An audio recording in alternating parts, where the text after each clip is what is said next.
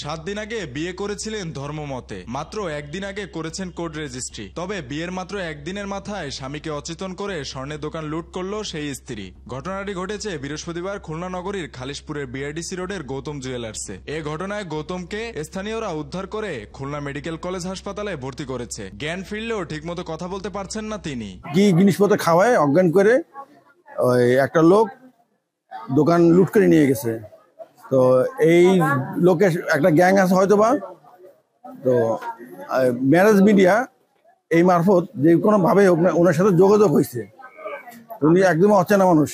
দোকানে সিসিটিভি ফুটেজে দেখা যায় বৃহস্পতিবার সকাল 7টার দিকে একজন লোক দোকান খুলছে, কিছুক্ষণ পর আবার তালা মেরে চলে যান তিনি। হাসপাতালে চিকিৎসাধীন খালিশপুর গৌতম জুয়েলার্সের মালিক গৌতম বলেন, ধারণা করছি বুধবার রাতে খাবারের সাথে কিছু একটা মিশিয়ে আমাকে খাওয়ানো হয়। আমি ঘুমিয়ে পড়ি। পরদিন সকালে শুনি আমার দোকানে থাকা স্বর্ণালংকার লুট হয়েছে, প্রায় 100 ভরি স্বর্ণ নিয়ে গেছে।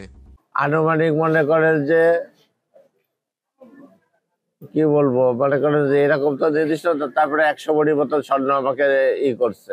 খাসির মাংস দিয়ে আজকে ভাত খাওয়াইছে, আর হচ্ছে মনে করেন বিভিন্ন ধরনের জুস কিনছে, সেসব জুসের মাধ্যমে মনে করেন যে করছে। কিন্তু আমি কিন্তু ওকে যে ওইটাই টাল হয় নাই, কিন্তু ভাত খাওয়ার পরে মনে করেন যে আমি পাশের ঘরে শুনছি, এইটাই হচ্ছে মনে করেন যে আমার ভুল হয়েছে। কিন্তু আমি চাবি তো আমি ওই ঘরে নিয়ে যাই নাই, ওখান থেকে ও চাবি দিয়ে মনে করেন যে ওটা ওইভাবে। খালিশপুর থানা পুলিশের ভারপ্রাপ্ত কর্মকর্তা ওসি মোহাম্মদ রফিকুল ইসলাম বলেন, শুনেছি স্ত্রী তার স্বামীকে অচেতন করে দোকান থেকে স্বর্ণ নিয়ে চলে গেছে। আমরা এ বিষয়ে তদন্ত করছি। তদন্তের পর প্রকৃত ঘটনা সম্পর্কে জানা যাবে।